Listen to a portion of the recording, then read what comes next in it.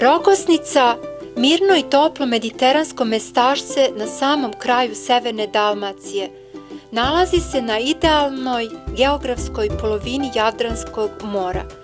Proteže se u dužini od 50 km obale, te je idealno mesto za odmor, rado je posećuju nautičari. Središte se Rogoznice nalazi na poluostrvu gde su se uglavnom zadržale stare kamene kuće, što Rogozničkoj rivi daje autentičnu mediteransku atmosferu. Marina Frapa je više puta proglašavana za najbolju marinu na Jadranu. Smeštena je u zaštićenoj uvali Soline, slovi za jednu od najlepših i najopremljenijih marina na ovom području Mediterana.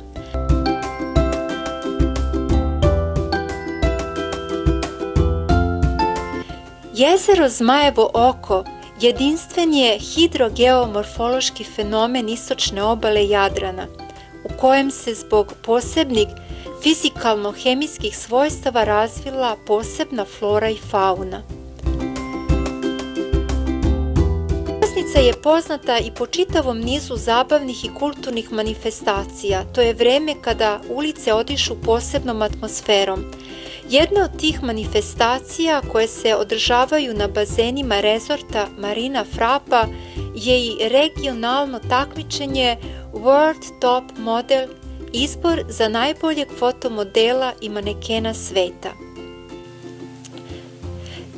15 manekenki na ovaj izbor poslane od modnih agencija iz cele zemlje borile su se za prestižnu titulu Top modela Hrvatske, a domaćim lepoticama pridružile su se kao specijalne gošće i pobednice nacionalnih izbora Slovenije, Bosne i Hercegovine, Crne Gore, Makedonije i naravno i Srbije.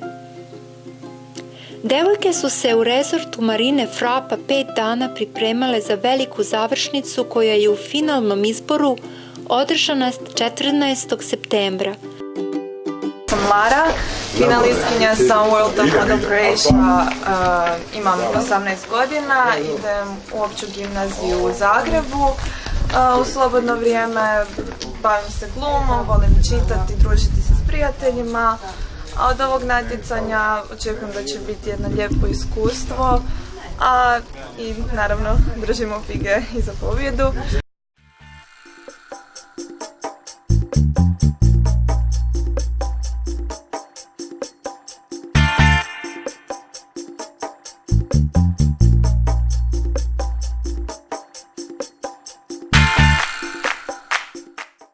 Pobednice iz zemalja regiona će predstavljati svoju zemlju na svetskom izboru u Monte Carlu u decembru 2019. godine.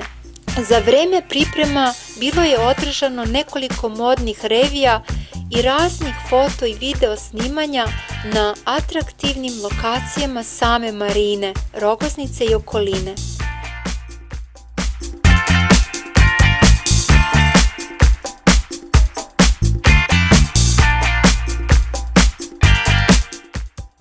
Ja sam Kristina, imam 24 godina, dolazim iz Makedonije i sam predstavnica moje zemlje na ovom izboru.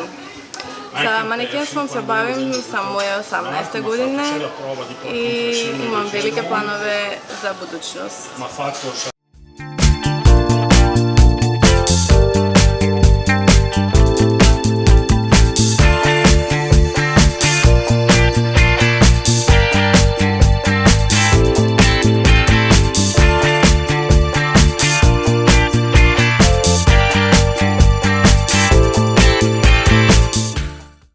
Zdravo, ja sam Ana Eliz, imam 18 godina. Predstavnica sam Slovenije za World Top Model. Završila sam srednju farmaceutsku školu i modelingom se bavim već 2 godine. Sebe u budućnosti vidim u ovoj modnoj industriji i voljela bi da budem svetski poznati model.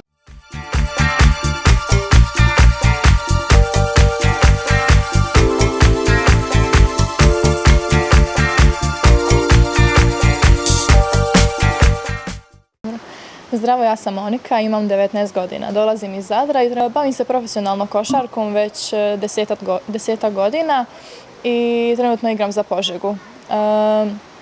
Za Hrvatsku sam počela igrati sa 14 godina kada sam dobila poziv za reprezentaciju i tako smo se mi preselili zapravo u Zadar, a inače sam iz Tuzle, iz BiH.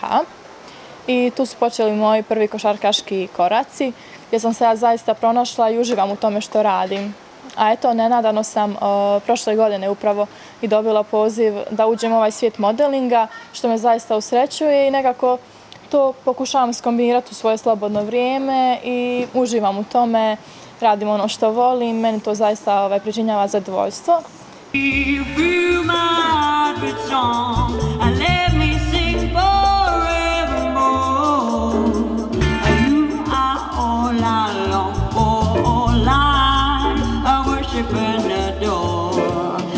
Zdravo, moje ime je Fatima Mujanović i dolazim iz Bosne i Hercegovine gdje imam tu čast da predstavljam svoju državu na internacionalnom izboru za top model svijeta.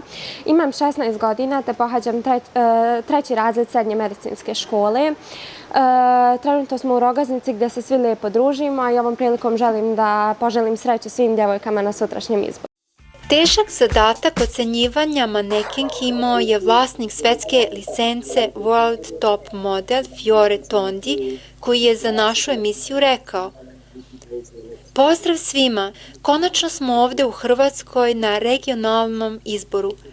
Veoma sam uzbuđen što se prijavilo tako veliki broj predivnih devojaka. Prošlo je 18 godina od kada se održao prvi svetski izbor, ali nije se mnogo toga promenilo.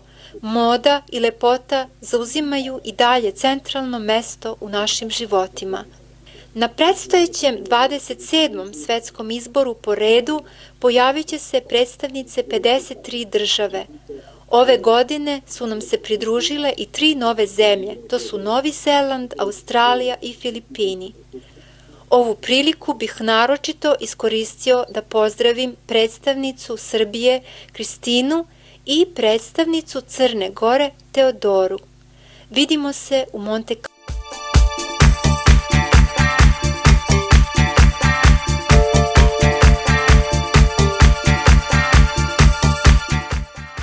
Žirijem je presedavala vlasnica licence World Top Model Croatia Sandra Šerbec.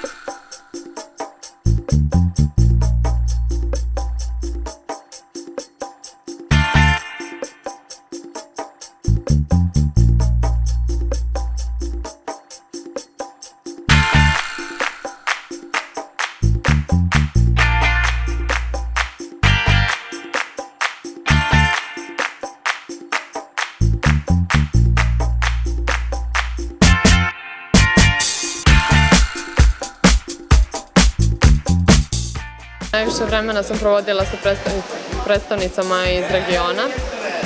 Sa njima sam uspjela da se više družim zato jer su one bile rasterećenije što se tiče samog takmičenja. Pošto smo mi imale samo naš defile i primile smo lente, djevojke su stvarno vrlo opuštene i stvorile smo dobra prijateljstva, tako da pretpostavljam da ćemo se lijepo družiti u Monte Carlo. Teodora Rakočević je rođena u Bijelom Polju. Djetinjstvo je provela u Tomaševu gdje je završila osnovnu školu. Sada studira na Fakultetu za sport i fizičko vaspitanje u Nikšiću. Odbojkašku karijeru je započela u klubu Jedinstvo, nakon toga je zaigrala za klub Morača iz Podgorice. Godinu dana je provela kao član juniorske reprezentacije, a zatim se pojavila u dresu seniorske reprezentacije Crne Gore, sa kojom je otputovala u Ukrajinu. u okviru kvalifikacija za evropsko prvenstvo. Ubrzo je usledilo i učešće na igrama malih zemalja gde je Crna Gora osvojila zlatnu medalju.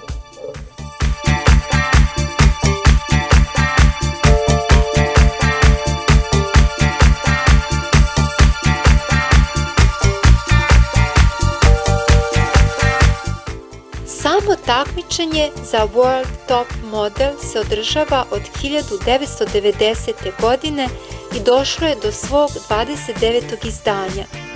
Ovo prestižno svetsko takmičenje promovisali su takva imena modne industrije kao što su Claudia Schiffer, Valerie Maza, Grace Jones, Zucchero, Brigitte Nielsen i mnogi drugi.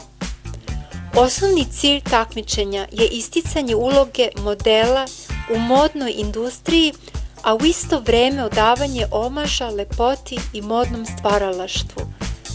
Pobednica takmičenja potpisat će sa agencijom Major iz Milana ekskluzivni ugovor na 200.000 eura.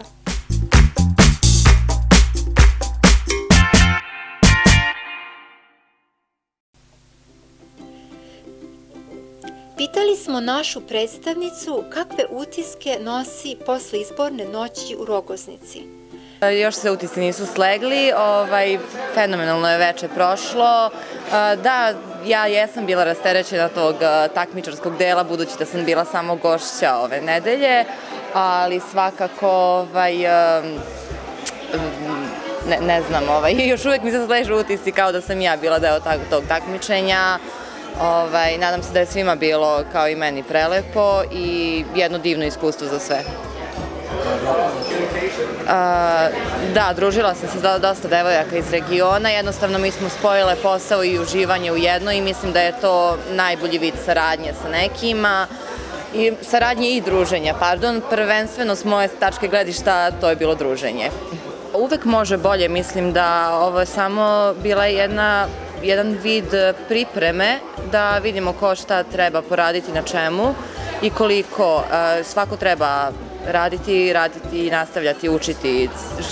Kroz ceo život se uči i uvek može bolje.